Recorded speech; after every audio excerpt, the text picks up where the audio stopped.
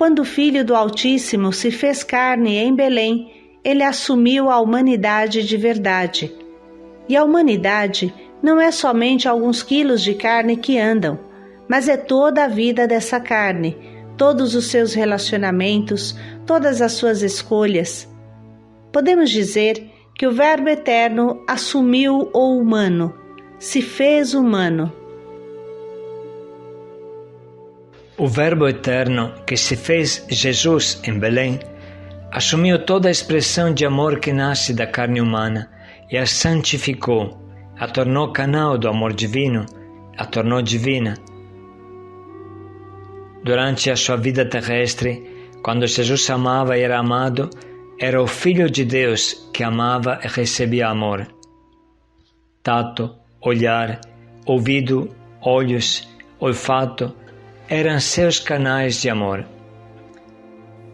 Jesus, Deus humano, mostra claramente como o amor infinito pode se expressar de maneira humana, com meios humanos, sem com isso ficar mutilado. Do outro lado, de forma simétrica, podemos compreender que também o homem pode amar divinamente, é capaz de amor heróico, é capaz de viver o amor de Deus. O amor de Deus foi derramado em nossos corações. Para entender como Deus ama, é só olhar Jesus. Conhecemos Deus a partir de Jesus de Nazaré, e não a partir de filosofias humanas, apesar delas serem úteis para o aprofundamento da fé. A relação trinitária, a comunhão trinitária se fez carne. O Verbo Eterno se fez carne para poder ser beijado, amamentado por Maria, amado por José, para experimentar como é a relação humana feita de carne. O Verbo Eterno se fez criança para poder sentar no colo de José, para aprender o trabalho com José. O Verbo Eterno se fez sorriso, se fez abraço, se fez toque, se fez palavras humanas. A família trinitária se refletiu e se derramou na família de Belém, na família do exílio, na Sagrada Família de Nazaré. Cada gesto de amor se tornou santo, se tornou sacramento, que significa sinal visível e eficaz que transmite o invisível.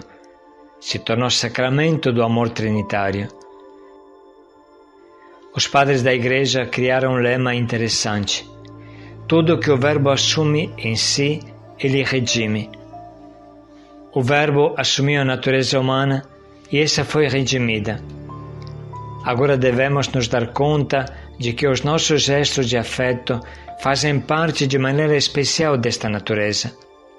Portanto, os gestos de afeto são redimidos e plenificados, divinizados e capacitados a expressar o amor trinitário.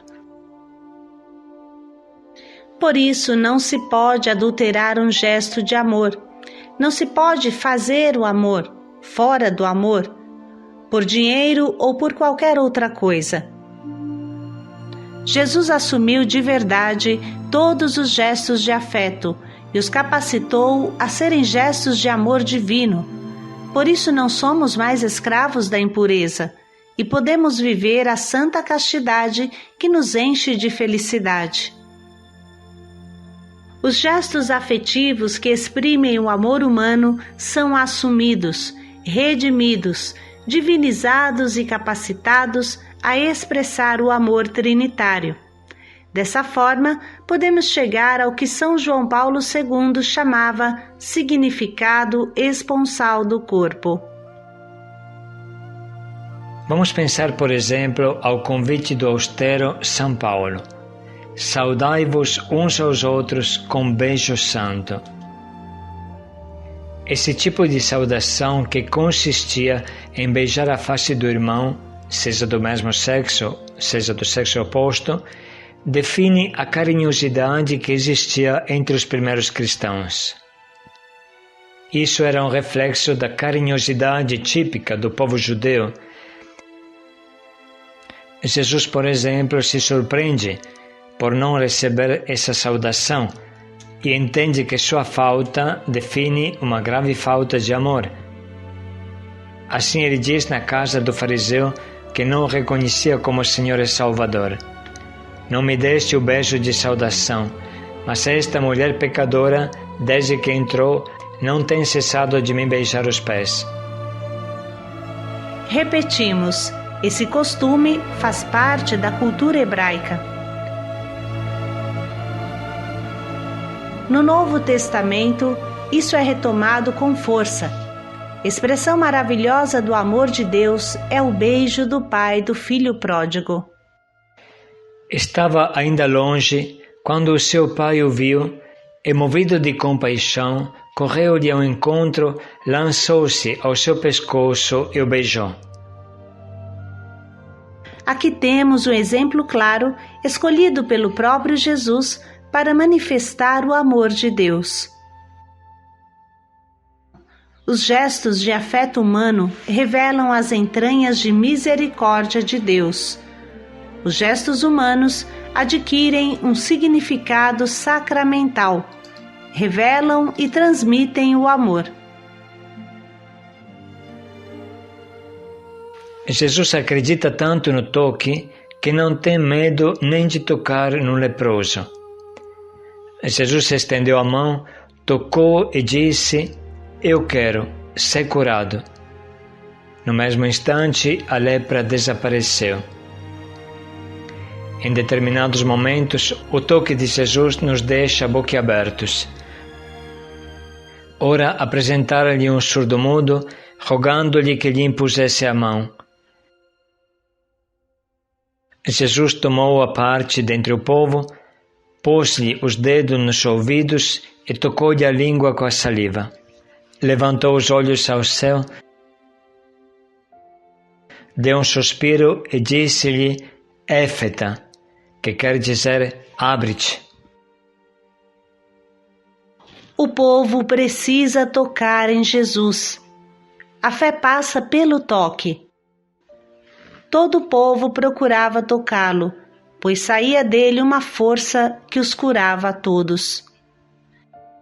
Jesus corria até o perigo de ficar esmagado, por causa da necessidade do toque que o povo tinha, como fala Marcos.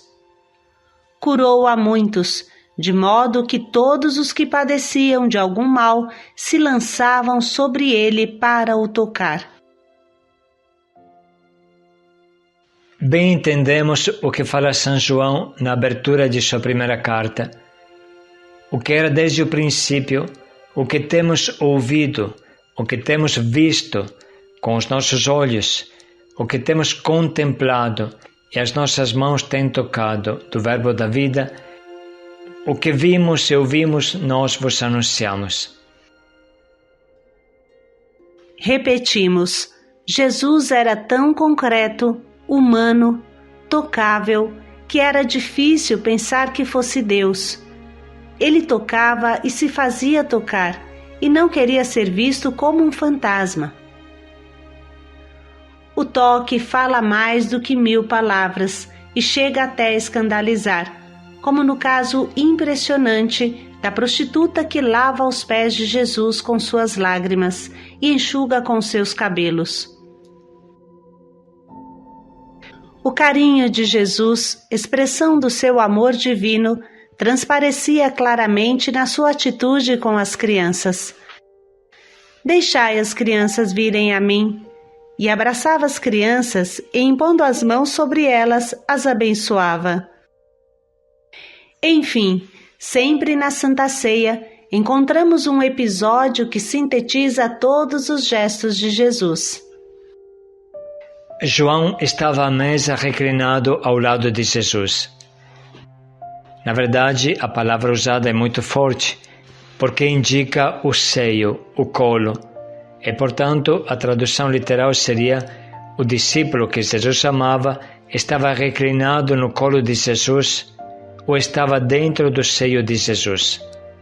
E Simão fez-lhe então um sinal e disse-lhe: pergunta-lhe quem é aquele de quem está falando. Então ele, João, o discípulo que Jesus amava, reclinando-se sobre o peito de Jesus, perguntou: Essa atitude de grande intimidade viril e carinhosa não foi sempre bem interpretada, sobretudo por pessoas com uma cabeça poluída. Mas ela testemunha o profundo e íntimo relacionamento de Jesus com seus discípulos. Existe um modo muito profano de olhar para Deus, achar que Ele não é humano. Há pessoas que falam: para Ele tudo foi fácil, Ele era Deus, não sofria, sabia tudo, tudo resolvia com milagre, Ele não fadigava. Esse modo de falar é uma autêntica heresia, porque nega a natureza humana de Jesus, e será severamente punido quem despreza Jesus desta forma.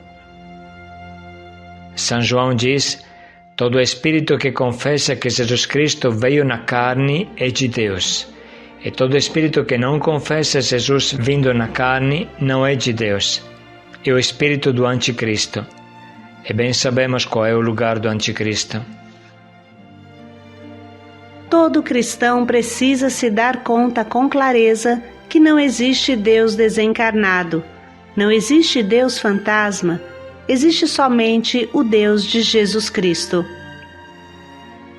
O que era desde o princípio, o que ouvimos, o que vimos com os nossos olhos, o que contemplamos e as nossas mãos tocaram do Verbo da vida, vos anunciamos, para que também vós tenhais comunhão conosco. João não anuncia o que pensa, mas o que toca, o que vê.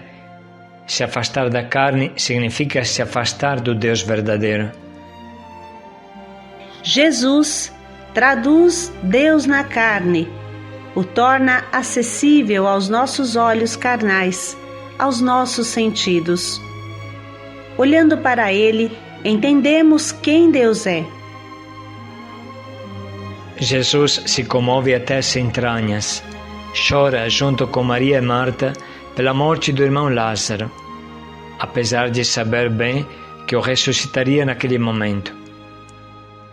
O fato de ser Deus não cancela sua expressão humana, suas reações humanas.